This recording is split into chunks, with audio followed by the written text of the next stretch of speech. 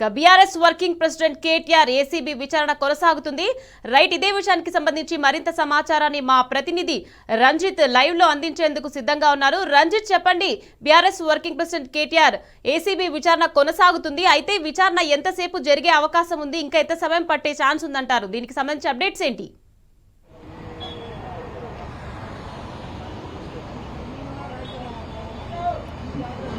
నిఖత్, దాదాపు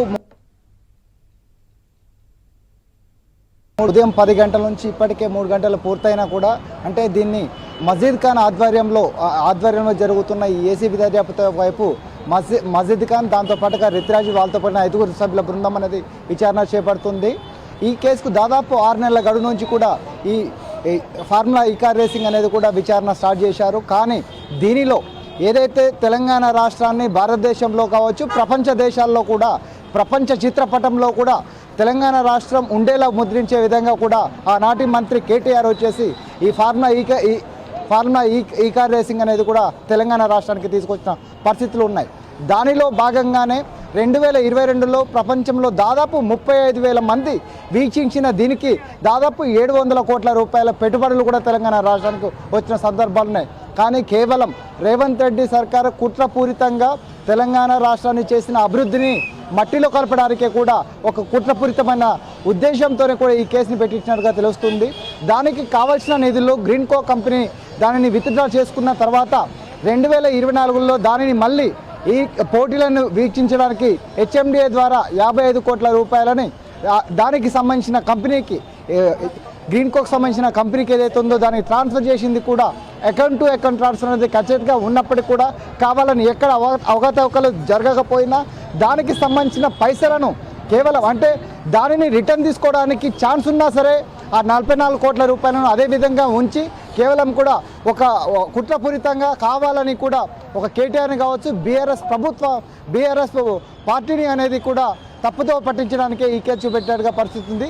దీనిలో భాగంగానే ఏసీబీ కార్యాలయం వద్ద కేటీఆర్కి బీఆర్ఎస్ కార్యకర్తలు కావచ్చు, ప్రజలు కావచ్చు, సంఘీభావం తెలపడానికి వచ్చిన వాళ్ళందరికీ కూడా ఇక్కడ 144 సెక్షన్కు పెట్టి కూడా ఎక్కడికక్కడ కూడా వాళ్ళని పోలీస్ స్టేషన్లకు తరలిస్తున్నట్లుగా పరిస్థితులు కనబడుతున్నాయి. కేవలం అంటే ఓన్లీ ఒకవైపు పోలీసులను కావచ్చు, మరోవైపు రాజకీయం అంటే కాంగ్రెస్ ప్రభుత్వాన్ని కానీ రెండింటిని అడ్డం పెట్టుకొని కూడా వీళ్ళు ఇలాంటి అక్రమ పాలన చేస్తున్నారు. దీన్ని డైవర్షన్ పాలిటిక్స్తోని ప్రజలకు అందించవలసిన 420 హామీలను పక్కన పెట్టేయడం. దీన్ని అంటే ఒకవైపు ఈ కేసులను రోజుకో విచారణ చేపడుతూ కూడా ఒకవైపు ఒకరోజు కాళేశ్వరం అని, మరో రోజు ఫోన్ ట్యాపింగ్ కేసు అనే విధంగా చేస్తున్న పరిస్థితులు కనబడుతున్నాయి. దీనితో పాటుగా మీరు ఎక్కడ చూసినా కావచ్చు నిర్బంధంగా అంటే దాదాపు బంజారాహిల్స్, జూబ్లీహిల్స్ ప్రాంతాల్లో దాదాపు 1000 కొద్ది ఈ బీఆర్ఎస్ కార్యకర్తలు కూడా ఇక్కడికి వచ్చి సంఘీభావం తెలపడానికి వచ్చారు. దానికి మద్దతుగా ఒకవైపు బీఆర్ఎస్ పార్టీ కార్యాలయం వద్ద కావచ్చు, మరి ఆ పరిస్థితి ప్రాంతాల్లో కూడా ఎక్కడ చూసినా కూడా పోలీసులు అనేది మన విజువల్లో చూడవచ్చు. ఎక్కడికక్కడి కూడా పోలీసులందరూ కూడా ప్రహారాలలో మాత్రం కూడా రోడ్లను కనబడుతున్నాయి. కేవలం అంటే ఉద్దేశపూర్వకంగా కేసులు పెట్టేసి దాంట్లో ఎలాంటి అవకతవకలు లేకపోయినా సరే దానిలో ఉన్న ఇప్పటికీ కూడా 44 కోట్ల రూపాయలు ఆ అకౌంట్కి సంబంధించిన దాంట్లో డబ్బులు ఉన్నప్పటికీ కూడా దానిని రివర్స్ తీసుకునే చేతకాకని కూడా కేవలం దానిపైన కేసులు పెట్టేసి కూడా తప్పుడు చేస్తున్నారు. ఎక్కడ కూడా ఇప్పటికే బీఆర్ఎస్ వర్కింగ్ ప్రెసిడెంట్ చెప్తున్నాడు, ఎక్కడ కూడా ఒక్క పైసా కూడా అవకతవకలు కాలేదు, దేనికైనా రెడీ. ఏసీబీ దర్యాప్తులో ఒకవైపు ముఖ్యమంత్రి రేవంత్ 2 కేసులు ఉన్నాయి. దాని లైవ్ డైరెక్టర్ ఆధారంగా కూడా దర్యాప్తు చేయడానికి కూడా సిద్ధంగా ఉన్నా అని చెప్పేసి కూడా చెప్పిన సందర్భం ఉంది. కానీ అంటే తెలంగాణ రాష్ట్రాన్ని అభివృద్ధి చేయడానికి చేసిన పనుల్ని దాన్ని పక్కన పెట్టుకుంటూ కేవలం కూడా బీఆర్ఎస్ పార్టీని తప్పుదోవ పట్టడానికే రేవంత్ రెడ్డి సర్కార్ చేస్తున్నట్టుగా తెలుస్తుంది. అంటే ఇక్కడికి వచ్చిన కార్యకర్తల్ని అంటే ఒకవైపు షాపింగ్ మాల్లు కావచ్చు, ఒకవైపు హోటళ్ళు కావచ్చు, ఎక్కడికక్కడ కూడా బంద్ చేపట్టుకుంటూ కూడా అక్కడికి వచ్చి ఎవరైతే కొనుగోలుదారులు ఉన్నారో వాళ్ళందరూ చేసుకున్న ఎక్కడికక్కడికే ప్రహారేపి చేసి కూడా పోలీసులందరూ కూడా ఎక్కడికక్కడికి కట్టుదిట్టం చేసిన ఏర్పాట్లు చేస్తున్నాయి. కేవలం ఒక శాంతియుతంగా ఏసీబీ దర్యాప్తుకు కేటీఆర్తో పాటుగా అడ్వకేట్ సంబంధించిన రామచంద్రరావు ఇద్దరు కలిసి లోపలికి వెళ్ళారు. వాళ్ళ ఎదురుగా వాళ్ళు ఎన్ని ప్రశ్నలు అడిగినా కూడా దానికి సమాధానం చెప్పడానికి కూడా సంసిద్ధంగా డాక్యుమెంట్ల ఆధారంగా కూడా లాయర్ ఆధారంగా పోయి కూడా అక్కడ విచారణ చేపడుతుంటే ప్రశాంతంగా ఉన్న దానిలో కేవలం కూడా పోలీసులు కావచ్చు అత్యుత్సాహం చేపడుతూ కూడా అక్కడికి వచ్చిన నాయకులని అక్కడికి వచ్చిన కార్యకర్తలను కూడా ఒకవైపు లాక్కెళ్తూ ఆడవాళ్ళని సైతం కూడా మహిళలు వచ్చేసి మహిళలు ఉన్నా సరే మహిళని లాక్కెళ్ళి కూడా పోలీస్ స్టేషన్లకు తరలించిన పరిస్థితులు కనబడుతున్నాయి సునీత. రంజిత్, అంటే దౌర్జన్యంగా ఇలా అంటే సంఘీభావం తెలపడానికి వచ్చిన కార్యకర్తలను కావచ్చు, నేతల్ని కావచ్చు, అక్కడి నుంచి తరవడం మనం చూసాం. అలాగే మీడియాను కూడా వాళ్ళు ఎంత ఇదిగా మీడియాతో కూడా బిహేవ్ చేయడం చూస్తున్నాము. ఇలా చేసినంత మాత్రాన అక్కడున్న కార్యకర్తలు కావచ్చు, అక్కడున్న నాయకులు కావచ్చు, వీళ్ళంతా భయపడతారని కాంగ్రెస్ గవర్నమెంట్ అనుకుంటుందా?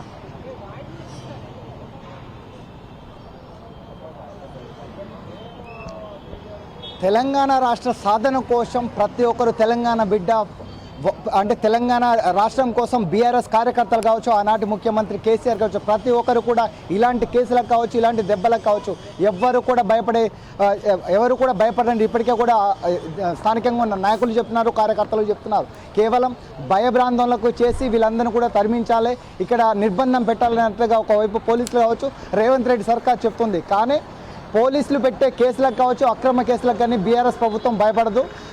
ఏదైతే ప్రభుత్వానికి చేపట్టడానికి అక్రమంగా అంటే తప్పుడు వాగ్దానాలు ఇచ్చి 400 హామీలతో వచ్చేసే ప్రభుత్వాన్ని ఏర్పాటు చేసుకున్న రేవంత్ రెడ్డి సర్కార్ అనేది ఎన్ని కేసులు పెట్టినా సరే తెలంగాణ ఉద్యమంలో ప్రాణాల సంయమం లెక్క చేయకుండా ఆమరణ నిరాధన చేసి కేసీఆర్ గారు తెలంగాణ రాష్ట్రాన్ని సాధిస్తే దానికోసం ప్రతి ఒక్కరు కూడా పాటుపడ్డారు. ఈ కేసులు కొత్త కాదు, ఖచ్చితంగా కూడా రాష్ట్రంలోనే జరుగుతున్న అక్రమ పాలన ఏదైతే ఉందో ఈ నిర్బంధం చేసుకుంటూ ప్రతి ఒక్కరు అంటే కేవలం సంఘీభావం తెలపడానికి వచ్చిన వాళ్ళపైన కేసులు పెట్టడము, దాంతోపాటుగా కూడా మహిళను కూడా ఈడ్చుకొని వెళ్ళడము, అభివృద్ధి చేస్తున్న తెలంగాణ రాష్ట్రం చేస్తున్న ఒక కేటీఆర్ పైన కావచ్చు, హరీష్ రావు పైన కావచ్చు, ఆనాటి తొలి ముఖ్యమంత్రి కేసీఆర్ పైన కూడా ఎన్ని కేసులు పెట్టినా కూడా ఖచ్చితంగా కూడా హామీలు ఇచ్చే వరకు కూడా బీఆర్ఎస్ పార్టీ అనేది ప్రశ్నిస్తుందని చెప్తున్నారు. ఖచ్చితంగా కూడా ప్రజలకు ఇచ్చిన ఏదైతే సంక్షేమ పథకాలు ఖచ్చితంగా ఇచ్చేవారు కూడా పోరాడతామని చెప్తున్నారు. సునీత. రంజిత్, అంటే బీఆర్ఎస్ వర్కింగ్ ప్రెసిడెంట్ కేటీఆర్ గారు ఏసీబీ విచారణకు హాజరయ్యే ముందు తెలంగాణ భవన్లో ఒక మాట చెప్పారు. ఒక్కటి కాదు 100 కేసులు పెట్టినా మేము హాజరయ్యడానికి సిద్ధంగా ఉన్నాము, ఎన్నిసార్లు ఎంక్వైరీ చేసినా సిద్ధంగా ఉన్నాము, కేసులు జైళ్లు కొత్త కాదు, అలా అని ప్రశ్నించడం మానేయమని చెప్పేసి. అలాగే అక్కడున్న కార్యకర్తలు కూడా అదే మాట మీద ఉన్నారంటారా మీరు?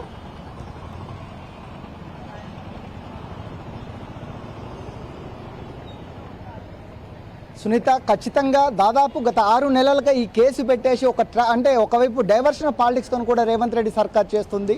ఈ కేసుల్లో వచ్చేసి పసలేదని కూడా ఇప్పటికే కేటీఆర్ వచ్చేసి చెప్తున్నారు. ఎందుకనంటే గత 6 నెలల క్రితం కూడా అన్ని ఆధారాల సహా తెలంగాణ రాష్ట్రాన్ని అభివృద్ధి చెందడానికి ఈ కార్ గతంలో అంటే ప్రపంచంలోనే 7 దేశాల్లో ఈ ఫార్ములా ఈ కార్ రేస్ అనేది ఏర్పాటు చేస్తే దానిలో తెలంగాణ రాష్ట్రంలోని హైదరాబాద్లో నిర్వహించి తెలంగాణని భారతదేశంలోని కావచ్చు ప్రపంచ పటంలో గుర్తించే విధంగా కూడా కృషి చేసి దానికి అనుగుణంగా 700 కోట్ల రూపాయలు తెలంగాణ రాష్ట్రానికి వచ్చే విధంగా కూడా కేటీఆర్ గారు కృషి చేశారు. కానీ కేవలం అంటే ఈ తప్పుడు కేసులు పెట్టడము, తప్పుడు వాగ్దానాలు ఇవ్వడము, పోతే ప్రజలందరినీ కూడా తప్పుతో పంపించడానికి మాత్రమే చేస్తుంది ఈ ప్రభుత్వం.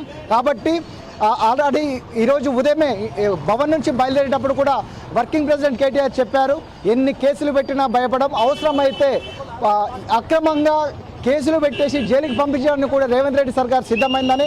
జైలుకు పోవడం కూడా కొత్త కాదు, కానీ జైలుకు పైన కూడా కార్యకర్తలు ప్రతి ఒక్క కార్యకర్త ఒక కేసీఆరే ఖచ్చితంగా కూడా ప్రభుత్వాన్ని ప్రశ్నిస్తారు, ఖచ్చితంగా ప్రజల పక్షాన నిలబడతారని కూడా కేటీఆర్ చెప్పిన సందర్భం కనబడుతుంది. సునీత.